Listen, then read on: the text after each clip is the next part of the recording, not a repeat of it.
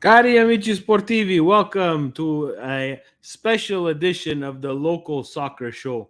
Stevie P here. It's Monday. We got a jam-packed summer for all our TDs, coaches, guests. So we're moving around the local soccer show to just be considerate of their very busy schedule. Tonight, guys, a great episode, long overdue. We're going to talk a little bit about women's and girls grassroots soccer. We have a fantastic guest. We're going to bring her on. Just she's fresh off the field, giving us her time, giving us her knowledge.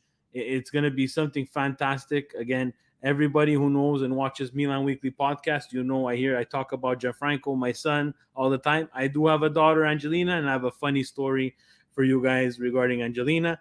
So we're gonna let it go. Presidente is missing in action tonight. He has the night off, so it's just TVP.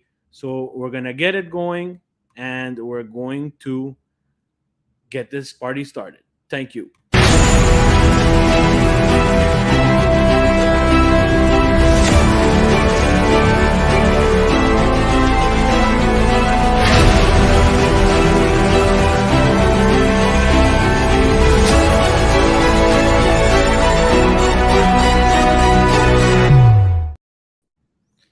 Guys, welcome. A good and a good evening, and a special thank you from the local soccer show to Mrs. Valmie Ouellet, technical director at Pierrefonds Soccer. Valmie, thank you very much for joining us. It's my pleasure. Thank you for having me. It's again long overdue. We needed to talk. We talk about men and boys local soccer. We put in a little bit of the women's and girls local soccer, but I think uh, it needed one of the shows to completely focus on that. I do have great friends, longtime friends who are now coaching their daughters in various clubs, and they're doing some great things. And like the little boys and the little boys, there's great things, and there's some things that we need to work on with grassroots soccer for the little girls. And we wanted no one other than yourself to bring on and talk a little bit like this. But for people who don't know Valmy, uh, can you tell us a little bit about yourself and how you got into soccer? Yeah, I'm going to try and make this short and sweet though, No, because no, make it my long. We have time. story We have is time, a Valmy. bit We have long. time. My story started with I was sent. My father was sent by UNESCO to work in Africa. So I went to Ivory Coast when I was a little girl, and over there, of course, soccer was the sport. So you can imagine. So the picture is, the little white girl running after her friends to go play soccer, and I wasn't allowed to play with my shoes off. But when I go meet my friends, I take my shoes off. So that's where my love and passion started with soccer. When I came back, it was starting for the girls. So we're talking about 1976, coming back and playing for Dorval, where the girls' soccer was just picking up. The boys had, of course, it was there for a while, but for girls, it was just starting. So that's how I started playing, and I was on the first Quebec team, and went, the first national camp, and I played at the highest level we had for women at that time, and then I decided to give back. I thought coaching would be a really nice thing. I started with the Lakers, Lac Saint Louis, in the regional teams, and I think I was dubbed a little bit someone that had a little bit of um, a good sign with the kids, and with the teaching. So I went rapidly, with the regional select teams in Lac Saint Louis and the Sport Sud, and then I was the Quebec coach for 7 years, the under 14 Quebec coach, and I did a couple of years with the youth national team. So that's how it all started. At one point, I was at the federation as well for 7 years as the assistant technical director. I moved down after that to go to the Rive Sud and be their technical director. And now I'm back with Pierrefonds. I've been there for 7 years as their technical director, and I'm really enjoying it. I'm enjoying being back at the club level and with the kids and everybody on the field all the time. That's an amazing story, and I have to say, the beginning, your story is not because you're on with me tonight. It's probably the most interesting of all our guests so far. having to go, with your dad to another country, a very, different country than Canada, and get accustomed to what they do there, and get accustomed to their, let's say, their culture and what they do for fun, compared to what we do for fun. And there's a big difference between that, and then getting to play soccer there, and getting and bringing that experience back home, is something that's really incredible.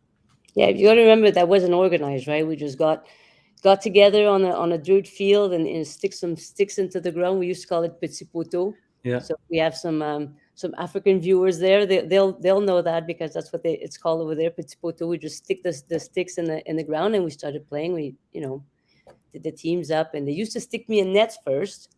And then one day I remember like coming out to get the ball and beating someone and going to score, and that was it. I wasn't going back in nets. You were never in nets again. They were not going to shove me there again. No. Now, Valmi, just a quick question. And I don't want to get into it. The generations have changed, and again, you've probably seen this through your career at the various positions that you've taken on. Uh, have you seen what's been the biggest difference in the generational change that you've noticed throughout these years, from when you started to now? Not only girls, but like just in general. Uh, Well, I think for everyone it's the opportunity.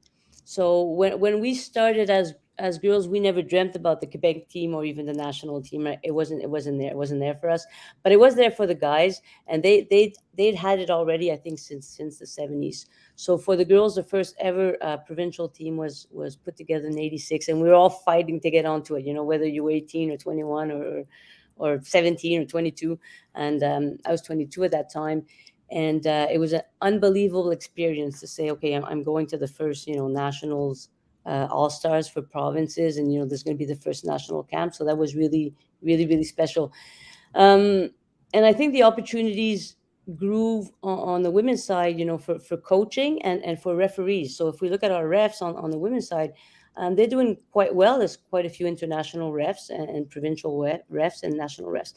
Where we're not moving a lot is on the coaching side for women, which is a little bit unfortunate. And again, we're going to be talking about opportunities. So if there's no opportunities, it's very hard to get the women out there to coach. And when you think about it, most of our teachers are women. So women have a very good approach, pedagogy in yes. French, to be able to teach. So hopefully that'll change over the years. Yeah. And just again, segue, you guys, everybody who listens to the local soccer show or sees Milan Weekly podcast, they know that we're never the most professional in terms of how we prepare. We go, and that's what I love about it. Like, you're bringing up something that's something that I didn't even think of before coming on the show with you, and that's, we're not developing coaches. Now, I know we're focusing this episode on, women's coaching. Is it safe to say that we're not developing male coaches either? I think. Well, okay. So you might have fun with this next comment. So, I remember I used to be a course director for the Quebec Soccer Federation, and I used to come into a room, especially if I was in Saint Leonard and those quartiers, and I would be asked sometimes, do I know where the course director is, or who the course director is, and I'd have to say, well, it was me. And before I would go to those to give those courses, I love teaching, by the way, so I enjoyed it. I would go look at the Italian league and see who was leading and how Roma did and all the big names. And then I'd see the guys with their shirt and I go, hey, what happened yesterday? Roma not so good, eh? And then I check, and then the guys would go, oh, okay, maybe this person knows what they're talking about. But if you would walk into a room, you'd have a little bit of a instant credibility, talking about soccer, talking about football, which is not the case for women. And we have to make sure that we don't, as a women, we don't get offended by that's a wrong attitude to have. What we have to recognize is people are not in a culture where they're thinking, okay, women know something about soccer, and that's the way we're going to get things going and things changed. um, it's always it's harder to recruit the women coaching, because first of all, that's the mentality. Some of them will still think that women don't know much about soccer, but women in this country have been playing for quite a long time, compared even to European countries, because we are a young country, and we were younger thinking, if I can say that expression. So the girls started playing. I started playing. I'm 58 now. I started playing when I was came back from Africa when I was 10. So it's already been a while. It's a long time, and people need to realize too that, for the longest time the women's national team had much more success than the men's national team, and these women were a byproduct of us, as a nation, being a little bit forward thinking and not being stuck in the stone age, right, with certain comments like that, Yep. uh, I'm the type of person, I'm willing to learn. I'm willing to learn and talk to anybody about soccer because it's something that I love. I don't. I want to know everybody's input, and I'm hard headed. You can see I'm very very Italian, but I love to have those conversations. A little bit, just to go back to the coaching. Do you think that now the CDC, because they're focusing a lot on the individual talent in their sessions and their uh, and grouping all the kids together, that the coach is almost put aside a bit and not being able to coach? That's an interesting comment, because a lot of the CDCs, I know in our CDCs, the technical staff will write the sessions, and will be there on the field. In our club, for example, for the 5 to 8 year olds, we have something that's called the HELP program. It's Honor Elite Leadership Program, and that's with our AAA players. So we ask those players to give 40 hours back to the club, and they will accompany the coach, if you want, with the sessions, but the sessions will be written by the technical staff. Why? Because we want to make sure it's fun, because we want to make sure it's age appropriate, and because we want to make sure they touch the ball a lot. So you are right in the fact that if we're talking about 5 to 8 year olds, it has to be individual, me with the ball, me going with the ball, shooting the ball.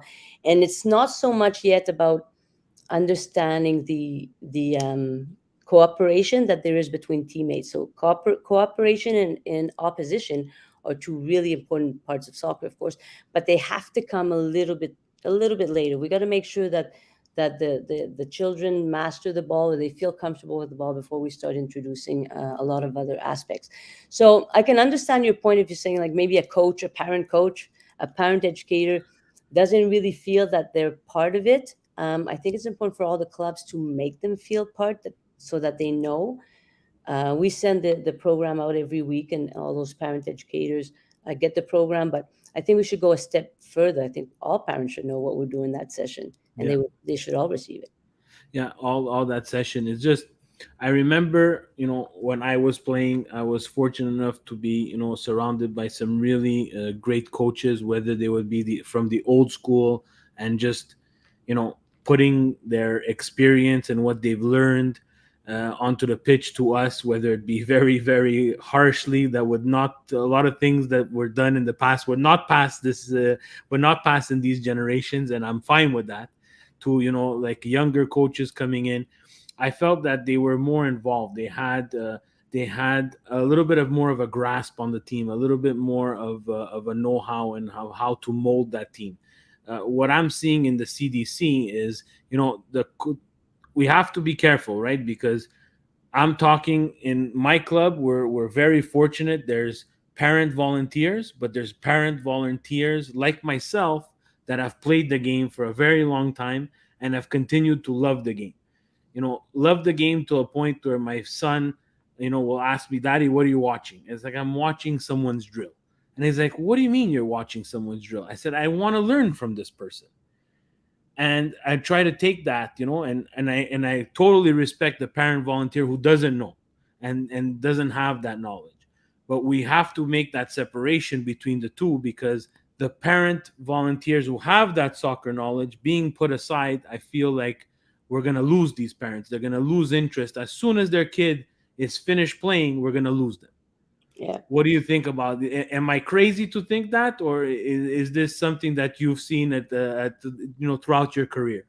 Well, it's a little bit of a double-sworded edge, because before, like, if a child, let's say my child was on in your group with the younger ages, and you have a pretty good knowledge, so you're giving them a good experience and you're sharing that knowledge, and you're going to be teaching something.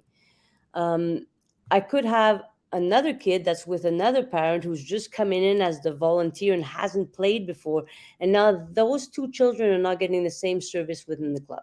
So I think that's what the CDC is trying to answer. We got to make sure, though, as we're doing that, that we're keeping these all the parents educated to the new ways, as you said, because before it Yeah. wasn't always, it was a very, sometimes a little bit like a dictatorship, right? Yeah. um and the most important thing to keep the kids in the game is for them to have fun and to come back and to register the year after. So we all agree that there's a percentage of the players that are talented. That comes with genes. It's not necessarily because we're doing a great job as coaches. These kids are already good. Yes. Can we make them better? That's what our job is.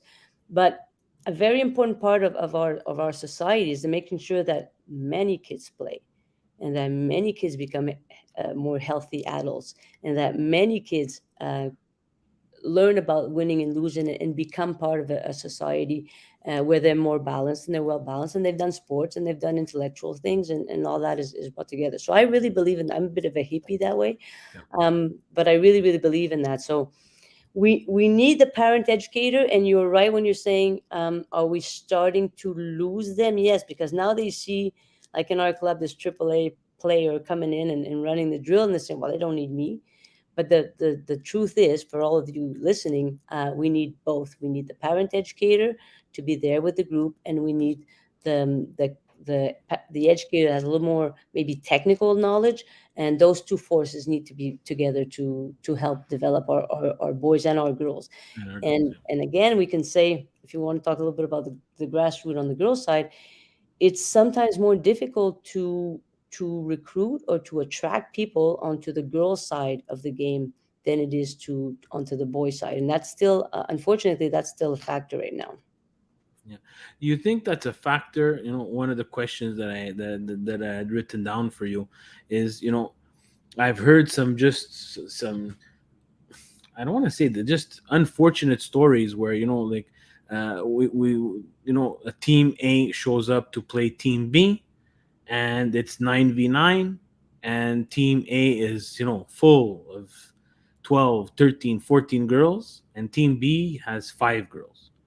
Like, I'm I'm just curious to pick your brain of why this is happening. Is it because just girls lose interest quicker than boys, or is it just because, you know, we're doing something wrong at the grassroots level where we're not populating the clubs with girls because they're getting attracted to a different program? That's a loaded question, actually. I don't think a kid, whether it's a boy or girl, will lose interest if the environment is not right. So if they're not having a good experience. So at the club, we talk a lot about the player experience. So we'll often say, is it right for the player? Is it good for the player? That's kind of how we want to build our thinking. They're two different animals. So the guys, when they get together for the activity, right? So the game is super important, and the practice is super important. And the girls, it's first the grouping. So the circle, the group of friends is super important. It doesn't mean they're not competitive, and it doesn't mean that they're not going to make it as good players. But we have to understand that fundamentally, what is attracting the kid there or the player there is, one is the social gathering, the other one is the activity. Now, I don't want people to get this wrong, because it means in no way that girls are not going to be competitive. But let's look at our society, and we're going back a long time where you guys were going out and fighting the saber-toothed lion, and we're sitting around the fire, and with the kids in the skins, and people make fun of me when I say that. But it's not about being old-fashioned. It's about understanding who we are as humans, and in which our genders are different, and our whole social gathering is different as well. So this is a society that's done this, to our girls. If a little boy is climbing, and a tree, trying to climb a tree, is 3 or 4 year old, people are going to look at him going, ah, let him try. And if it's a girl, often she'll get the comment, oh, be careful, you're gonna hurt yourself. Well, that kind of puts a little kid off, right? Yeah. Oh, I know what hurt means. That might not be fun. So we have to be careful. If whether it's a boy or girl trying to climb a tree, let them try and climb a tree. Climate tree. Yeah, I agree. I agree. I also wanted to touch on something that you said before, which really makes me happy. You said you really, it's important to make them understand winning and losing. Do you, for us, I could speak, 9-year-old. I told you before, I have a 9-year-old playing soccer. You know, for him, he knows the score of the game. He knows what happens They all at do. the end of the game. Yeah. Are we doing them a disservice by not having standings, not having stats that we can show them, this is where you've placed, this is where you've ended? Like, I'm not a fan of, everybody gets a medal. I'm just not, because Valmy, for me, I've grown up this way, and this is the real world. That's not the real world. What are your thoughts on, on making our children understand what it means to lose? Well, they have to understand. They have to understand it. Now, understanding is one thing, and comprehending is another. So it all comes with the social development, emotional development. It also comes with education.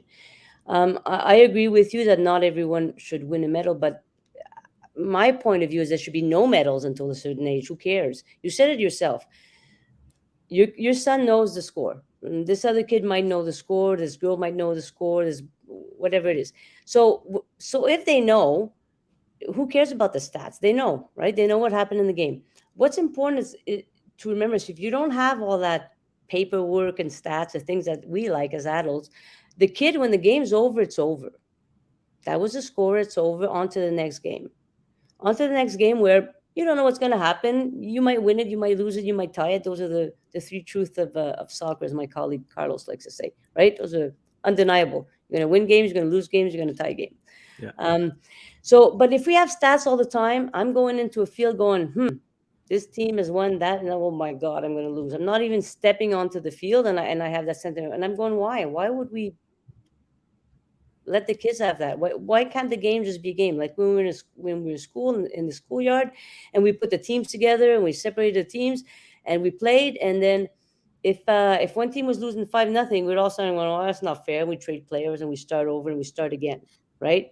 And that was the important part. The important part was to play the game. So I think a lot of the stats and numbers things is something that pleases us as adults, because we're forged into this society as we go in. How many reports did you do, and it's part of work, and how many books did you sell? Do we need to put the kids in that right now? I'm going to tell you no, I don't think we do. I'm going to give you another example. Let's say we were all together, parents having a meeting, whatever, and some of you bought the kids, and we had a safe environment beside a little field or a gym, and we'd give them a ball and they'd organize a game. They wouldn't need us. They would organize a game like they do in the schoolyard. So if we try and bring their development years more closer to that, I think we're not doing them a disservice. I think we're doing them a great service, and they will figure out things, on their own. That's what I believe. I believe we're as adults too much involved into the grassroots years. It should just be fun. Like I'm talking when grassroots, I'm really talking 4 to 8 years old. Yeah. After that, we can start maybe specifying a bit different levels of play, because it has to be right for the kid that doesn't have the same talent as the other one as well. So that has to be balanced. We have to find that kind of balance. Um, the problem with that, I think we touched about it a little bit before, was that all these stats are coming out that 75% of kids are quitting sports at 13 years old. But that should never happen. That should never happen at 13 years old. Can you imagine? Yeah. You shouldn't be quitting sports. You should be. So that's where the difficult balance is, to make sure that we, like I said, more kids playing longer in a good environment. That's what we need to be focused on. That's amazing, Valmie. Thank you. Usually at the halfway point, we switch over to the nitty gritty, the real grassroots stuff. But with Valmie and her experience, I poked into that first half an hour, but we're gonna start and the real grassroots soccer. Valmie, Canada and the Quebec soccer has changed to the CDC, which is this new format of providing training. For you, Valmie, what's something that you like about the CDC, and what's something that you don't like about the CDC? I like that every kid has got the same um, teaching opportunities. No, so they're being taught the same way. I think that is super important. That comes back to the example I gave you at the beginning. If you're knowledgeable, you're going to give that player a good experience. The parent beside you who is just as good a volunteer but doesn't have the knowledge may not give the same. But they're there, they want to help out. They don't want a kid to be without a coach, or else, they were told that if the coach doesn't step up, there's no kids that are not playing. So that's the most important thing. I think at the beginning, I was toying a little bit with the number of stations that should happen. So for our older kids now, or for the ones that are in the CDC, what we call the CDC2, so the regional CDC, we concentrate on a technical aspect of the game, a tactical aspect of the game, and the last station is the 20-minute game where the coaching is going to be in relation to the team. So of course, our first few weeks would be the new rules for 9-10s, where there's no throw in, and it's a pass in or a Yes. dribble in. And at our club at Pierrefonds, we've been doing that for years. For years, it wasn't done in games, but when we trained them, it was always about the decision making. Do you have space? Yeah, dribble in. You don't have space? Okay, find a pass. And that forces the others for movement. So do I think it's right? I think the CDC is right in the fact that it gives that right opportunity to everyone. Everyone has a chance to get in, but you find out that at one point we do have to start thinking, okay, what serves the kid with talent? How do we serve that kid?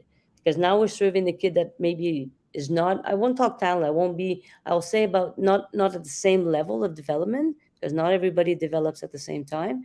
But what do we do with the kid that needs a little more? So that is the delicate balance, I think, that we have to find with the CDC.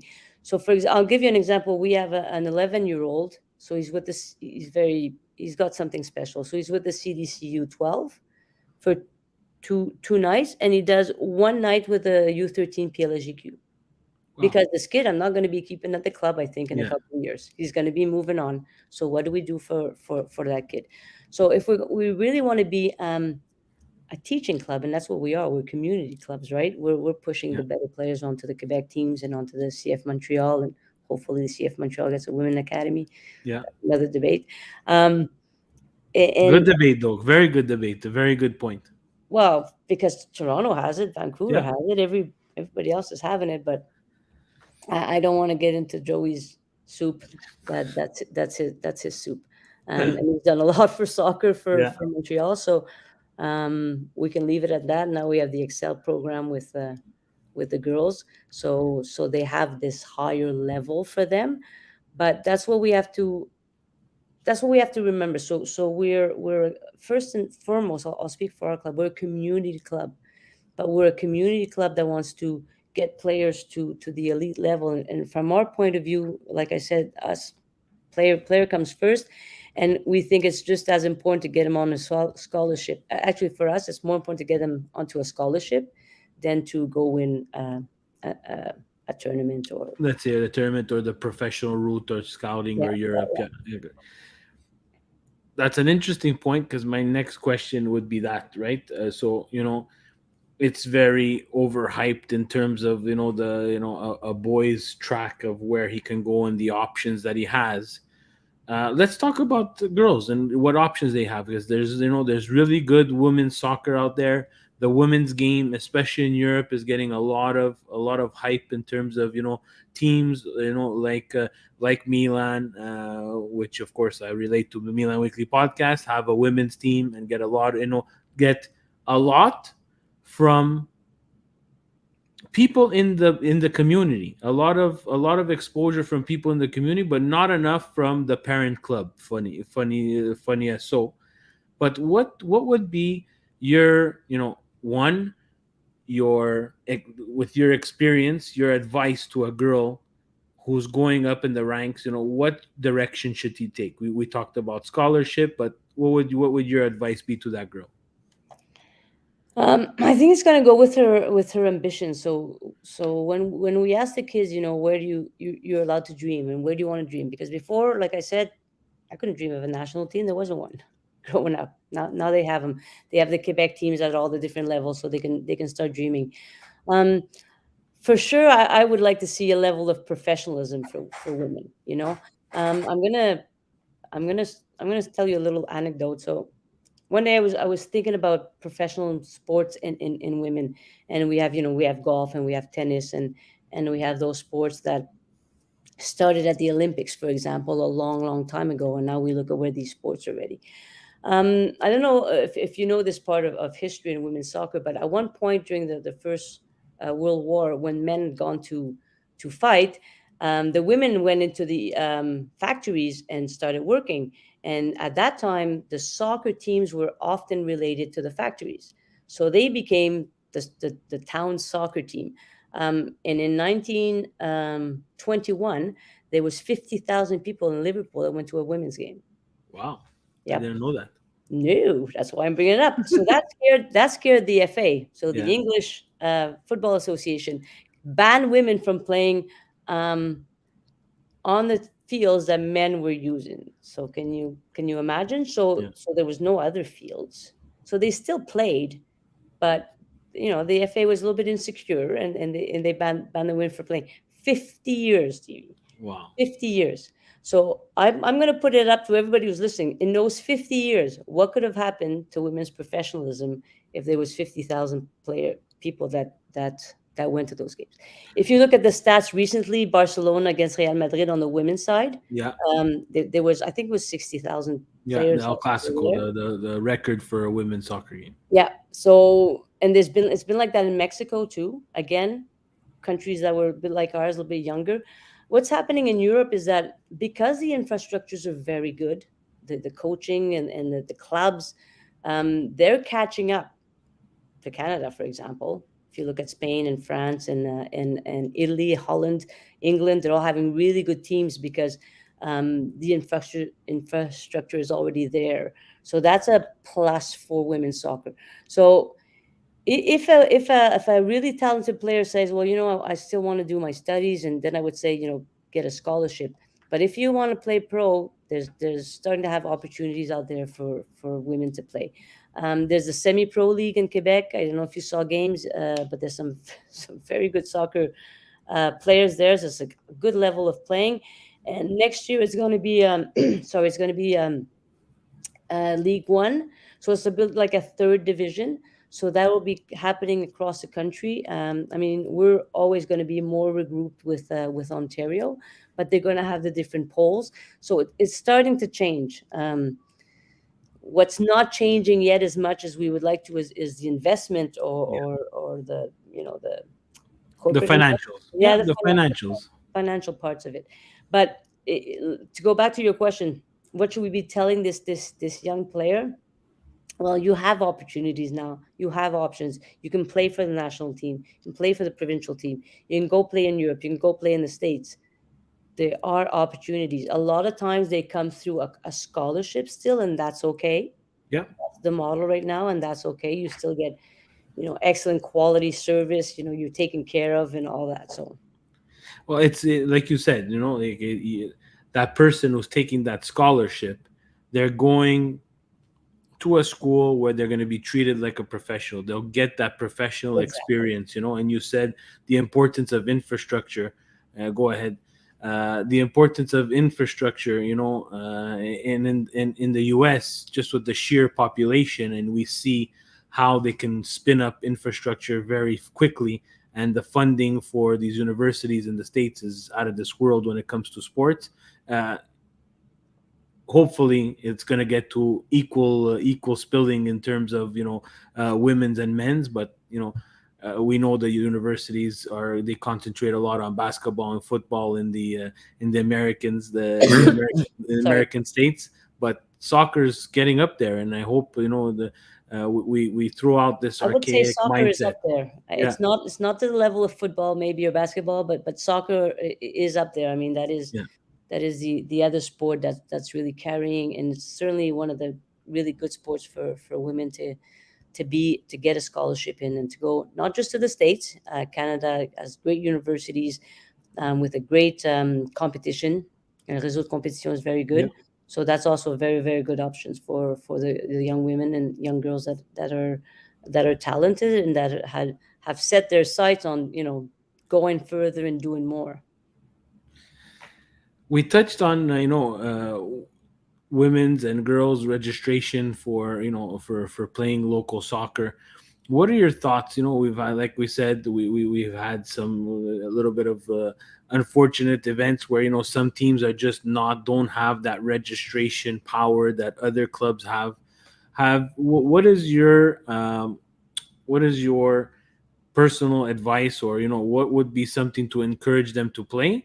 And also a second portion of that question is, would you be against mixing age groups? I think you no, I think mixing age groups has always been part of the Quebec Soccer Federation, even Canadian soccer. So 12 and 11 year olds and 13 and 14s and 18 and 17s. That's always been a part.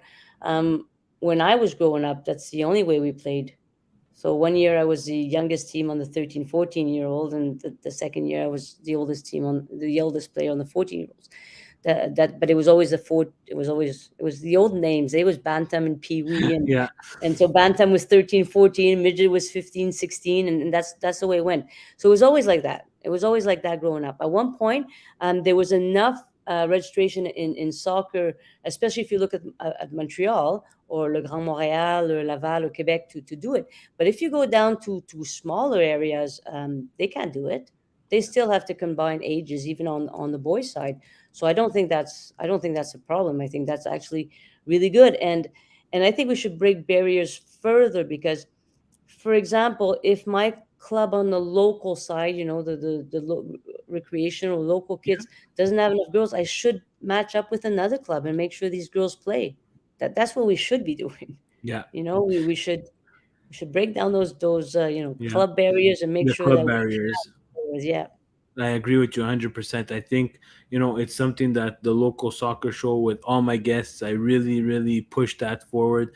I don't know why some of the clubs want to, get in this empire building state of mind where they're trying to take over the local soccer scene, and instead of sharing with one another, or, like you said, breaking barriers and combining two teams, it's looked upon as something negative.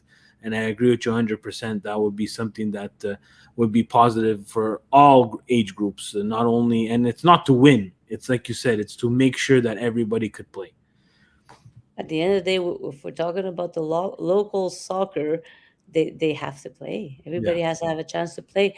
In our region, I mean, there was some areas where the CDCs were closed, and I understand the clubs that do it because we have so many criterias to answer to be a yes, provincial club or a national club, and it becomes this big hoopla. But that means a lot of kids are left without a place to play. So we're trying to give them maybe a different product. Maybe they only come and play seven-a-side, although they're 15 and 16. We give them some seven-a-side games, and they still play. yeah, We just got to get out of the box a little bit. You know how the leagues seem to be directing everything we do, and that shouldn't be the case. It should be, if we have room to put another team because a bunch of kids registered late, let's put them in and let's make sure they play. And okay, we have to redo a calendar. You yeah. know, what's Oh, more at the end of the day, what's more important, is it the kids that are playing, or is it because we have to redo a calendar? yeah, I understand that people are, in our regions, they're paid, and it's a big job to do the calendars. Like all the clubs, we're all asking for this and yeah, that, and it's hard for our regions to um to to do these things. But maybe we have to, I don't know. I think there's a lot of things to rethink, and how we manage our leagues is one of them. And maybe it's because there's so much emphasis on going to win that league. rather than playing and developing. So 5 to 8, we shouldn't be restricted at all for that. 9 to 12, as I told you, is where we're starting to put a structure a little more, and then Yeah, 13, that's where we do have a selection process, but we still have the other leagues under, right? yeah, So before that, we should try and we should try and, I don't know, soften the frontiers a bit and soften the yes, leagues a bit and just make sure they get a game a week. They yeah. train, they play, they train, they play, they train, they play. Yeah. And you touched on it too a little bit. Again, this whole licensing thing where everybody's putting so much attention in what license am I gonna get? Where what do I need to what do I need? What small insignificant detail like the color of my polo do I have to make sure everybody's wearing? That's gonna make a huge difference in what kind of CDC I run. That for Exactly. me is just shocking. I get I get what Soccer Quebec is trying to do in terms of making people look professional. I agree that 100%. But what would you like? Would you like 10 people that are dressed in different color shirts giving a fantastic CDC or a fantastic session, or 10 people dressed in the exact same polo, the exact same track pants, the exact same cap giving a terrible CDC? Of course, I want You the know other guys and all the exactly, colorful rainbow exactly. and You- giving a good, because we said it from the beginning, Steve. It's about the player experience, right? yeah, It's about the environment.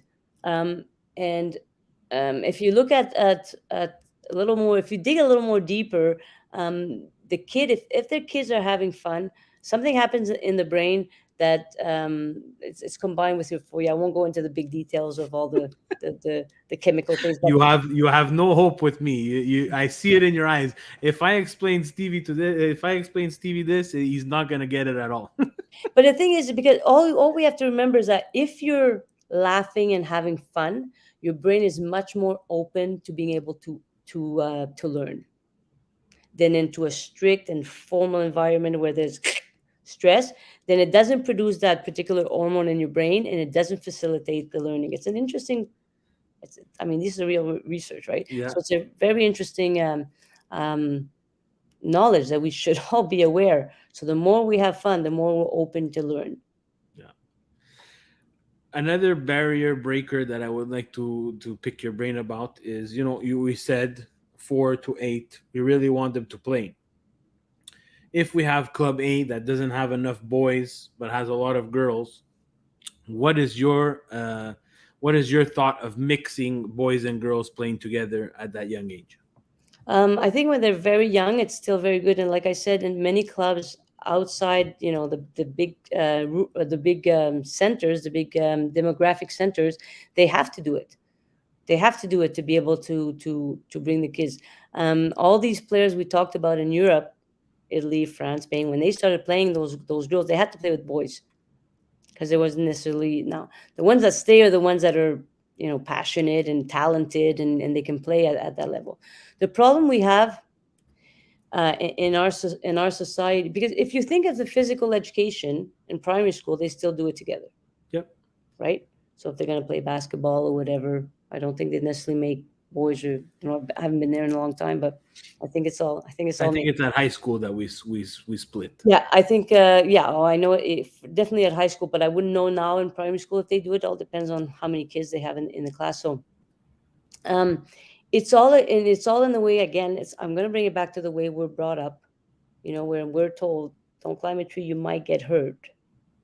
Then maybe if I'm playing with boys, it's going to be rough. If it's rough, I'm going to, it's that whole Yeah. thinking that's making it wrong. So 4 years old, 5 years old, 6 years old, I don't see a big difference. The problem is some girls don't like it because they're more girls are more tribal, and by not putting them together, they will not play next year, and we're going to lose more girls playing. So that Yeah. would be my only bemol, as we A say, little bit of a um, little bit of scare because of point. the nature is that they're tribal and they want to be together. And if I don't put them together, will I lose those players? And maybe that in there's a little girl that's um, chronologically and biologically not developing at the same rhythm as someone else, but it's going to be an excellent player, and we can't take that chance. So a little bit of a Yeah, difficult question to it's answer. yeah, It's a difficult question. It's a head scratcher. It's, and unfortunately, there's no right answer. Valmy, one last question for you because I know I've already taken up almost an hour of your time, and I think we can go for an hour and more. But you've had a late night with the being on the pitch, and now you gave us your time. So actually, I lied. Two more questions. Number one, if you were someone with a magic wand and you can implement something at Soccer Quebec where uh, you can get the input of multiple people to make a change. What change would you make to the CDC? To the CDC. To the CDC or the licensing program, you could make a change. Well, this is a tough question because I like the licensing. I like the reason why it was brought up. I don't like the application of it right now. For example, um, as a technical director, I may or may not have a strong generation in any particular age group. Yes. So, although I'm a national club, I shouldn't be forced to put a certain generation in a PLSGQ or, before we used to be able to say, okay, this group this year, not so good. I'm not going to put them in double A. I'm going to keep them in A. They're going to develop. They're going to get success. We're going to get them confident. And then, we'll put them up at U14. That's a little bit missing right now. I think um, as this was a new concept, we didn't think of all the little things that could happen. So my wish would be for the licensing should not necessarily be attached to where you can play your groups 13 and over. It should be depending on what kind of generation you have. The licensing should really be attached to how are you developing those kids? Are you giving all those kids the opportunity, or are they in a safe environment? Are they in a good environment? So I'd like to see that. I'd like the federation to come have a closer look at all that. And I still have one. What did I had two magic You wand say things. you have two magic wands. You have two choices. My other thing is I would like to give really true opportunity for women for coaching. So a silly thing like every U9 team that you put into the regional has to have a woman coach, not someone who's picking up the cone, not an assistant coach, a women coach, a young player that you're bringing up. Until we do that, we're not going to change a lot about the women, the opportunities of women in coaching. I'm going to give you a good example. In 2000, I want to say 2008, when FIFA said all FIFA games competitions for women are going to be ref by women. Okay, so the first couple of competitions, maybe not the best level of refereeing. Yeah. However, that created opportunities, that created professionalism. And if I have that second wish, that's what I want. A real true commitment to creating opportunities for women to be able to coach, because we did it on the referee side, and slowly that has been coming up.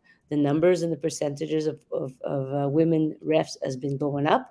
But on the coaching side, since I did a study for the Quebec Soccer Federation in 2009, it was around 20-21%.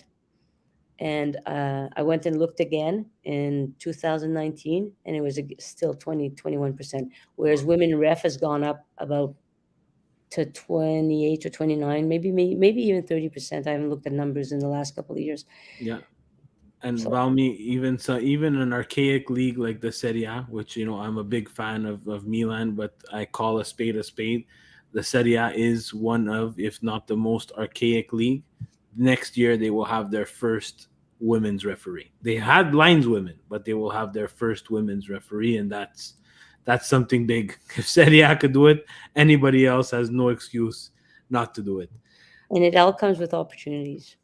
Exactly. That's what it is. Valmy, before I let you go, I like to do this with all my guests. I ask you a couple of quick answer questions. You answer them one or two word answers. They're not jaw dropping, or they're not fancy with your like you have all studies and ancient artifacts to put me through the ringer with. They're very quick. Like example, who when you were growing up, who was your favorite team that you like to watch? Um, I had two. I had Holland and Ivory Coast because I was living in Ivory Coast.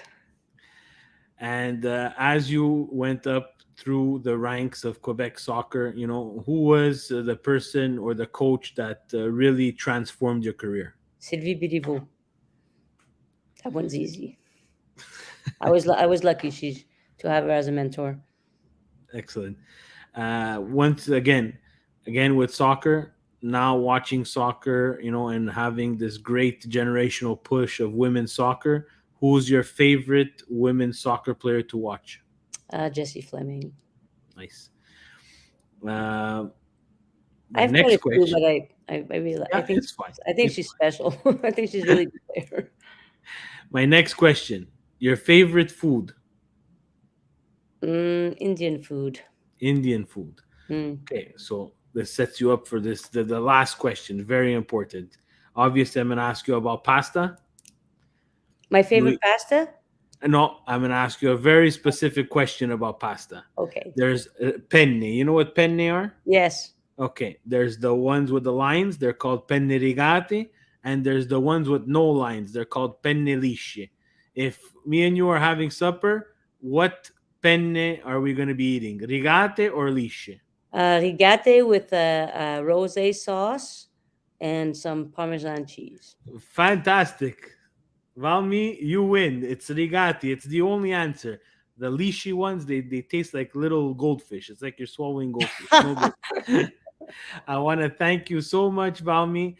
Before we go, guys, and before I let you go, I want to say a special thanks, as always, to Evangelista Sport that gives us these fantastic the Canada team jersey ready for Women's World Cup, Men's World Cup. It's right up here. You can get that at evangelistasports.com. Guys, go check them out if you're in Montreal, Laval, or anywhere close to this beautiful island. They're at I'm going to say their address. I always forget it.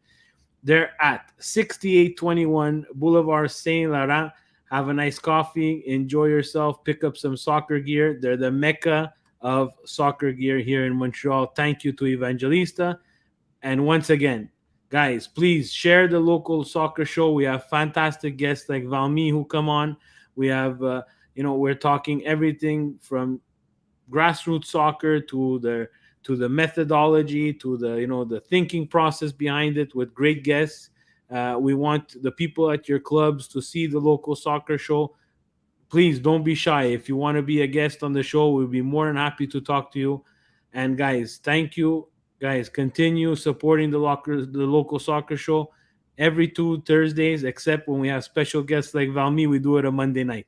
So thank you, everybody. Have a great evening. And again, Valmy, thank you. Thank you very much for having me. It was great. Thank you.